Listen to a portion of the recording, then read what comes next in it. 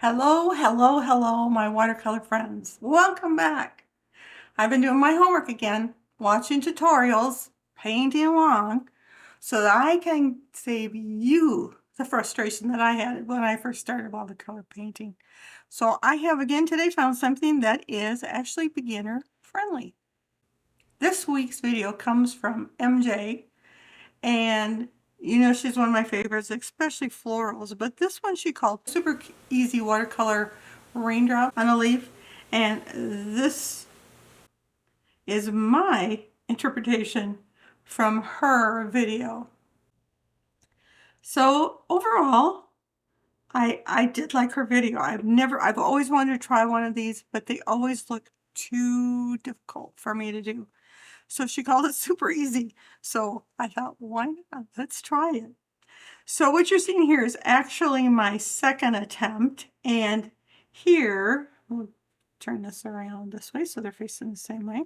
So first attempt and second attempt. And the reason why I did it again was because I just didn't, this is 100% cotton paper, but as you can tell the difference in the leaf, much better blend over here than here. I actually tried to make the paint go in one direction because I could not, when I had to paint around some of these, if I went this way at all, it showed. Whereas here, I was able to do that because of the higher quality paper. And again, like last week, I'm not telling you to run out and buy more expensive paper. The reason I'm telling you this is because this is really a wet on wet for a lot of this. My early washes are wet on wet. Look like this. They all look like this. And I thought it was me. I thought, I just don't understand how to do a wash. They're always streaked. And I really got frustrated. And then one day I used my 30% off coupon at Michael's, and I got me a small Arches pad. Block, actually, not a pad, a block. And guess what? I can do washes. Who knew? But so the point is, this is still really good practice on paper that's maybe not up to professional quality paper, but don't be hard on yourself if you have streaks in it like this. That's my main lesson to you today, is it's still good practice. Just don't be hard on yourself. And one of the other things with this painting was when I was turning around to paint, I couldn't help it. It looked like a cartoon character with two eyes and a nose. Anyway, so when I did the second version of it, I did do I purposely made these 3 drops separate sizes, whereas these 2 are too similar in size that they came out looking like eyes. So just a hint, do your 3. She does an odd shaped one for here, and you can do that, but I wasn't going to get curvy on my first attempt at this. So I did do the veins, like she said you could or didn't have to do, and I liked those. So I did do the blue on here after I did the blue on this one because I had her leaf all done. I decided to try it on good paper. And what I learned was I used cerulean blue here, and it was way too dark. She says just have it light to kind of show sky behind it. So I did do that. I used, if you remember our lifting techniques from other videos, you wet your brush, you take out the excess water, and you just come in here and scrumble along it and get the extra off. So I did lighten it up because it was quite a bit darker than that to begin with. So the other thing that I wanted to show you is she uses Dr. P.H. Martin's Bleed Proof White for the lines of reflection on here. And mine is a year old. You could, later I noticed there was a crack running through it here because it was so dried out. And so I had just tried a little bit where I found a little moist crevice in there. And it went on so thick. If you notice, my lines are not as even as hers were. So I did go look to see if I could save this or if I wanted to buy new. So I did go out and find a video by Sarah Cray. She's the one we did the jellyfish tutorial on, and she tells you how to reconstitute this. So I did try that, and then I went over them with a second coat, and they got a little bit wider, and that's why I was trying to cover up some of the rough edges. You can still see a little bit of the rough edges here from when it was thick. So you can also use white gouache. In fact, I was here. I was going to do it. Let's try it right now. Here, let's see if I can get some gouache that's fairly thick. And we're just going to try and make us a curved line here. Which makes it come down a little bit better there. And there's a gouache. Let's just make a fat gouache so we can compare. We're going to put a really dark one on. And let's do the same thing with the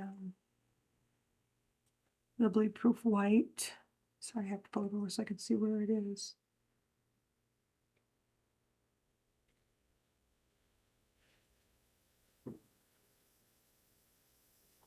And again, when they go on, initially they were very white.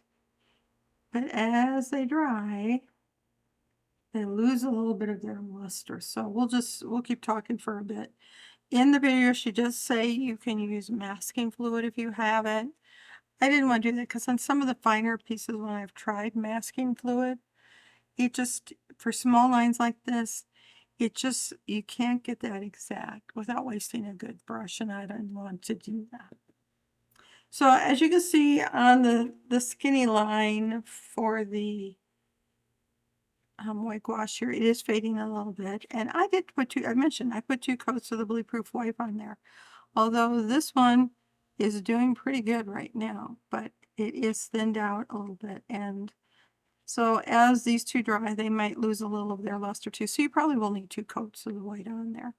So just a comparison between, again, my Winsor Newton white gouache and my reconstituted Dr. P.H. Martin's bleed proof white. And I know she used some colors that I was not familiar with. I did this one with sap green and perylene green. They're some of your base colors, and what I did is put a little bit of this in here sometimes and put a little bit of this in here. So I had that nice blend. I think that's what helped with the blending down here as well. So she uses a number 8 brush. It was too big for me. So I use my number 6. However, I wished I would have used one with a better point on, like I have a number 6. This one is, I think, the Aqua Elite, and this one is a Heritage Series. But if you notice the difference in the point, and if I wet the Aqua Elite, it's next to my snap, it's my favorite. It does have an okay point on it, but if you'll notice the point on this one, so I probably would, if I did it again, probably use this one just because there's so much fine stuff coming up with those bubbles. And then I use my I think it's a zero snap brush to do some of the fine lettering there. So let's talk about MJ's tutorial today. So I gave it a solid beginner. This is the first time we did this. I gave you a truly beginner, then I gave you a gentle beginner. This one I'm calling a solid beginner just because the wet on wet, the blending of colors, and also the supplies. But it is beginner. I mean, I haven't done this before, and I'm happy with how mine came out. So I gave it solid beginner. It does take about 30 to 60 minutes just because there are drying times involved in here, so you have to let it dry. You could use your dryer. I like to let my colors blend together more and let them air dry, so it will take a little bit longer that way. Also, I gave her a moderate on the supplies, and that again was because of the more expensive paper, as well as the P.H. Martin's bleed proof white and or gouache if you happen to have it. But when I first started, I didn't have either one of those. I just had my paint set and my brush. So I gave her a moderate on that. And then I gave, the pace of the video was a medium pace, mostly because, not counting that where she cut to have hers dry, she's a little fast for me, or a little slow, no comment there. But I did have to pause a couple times, go back a little bit to see what she had told me to do because she moves on through it. So the pace was a little fast for me.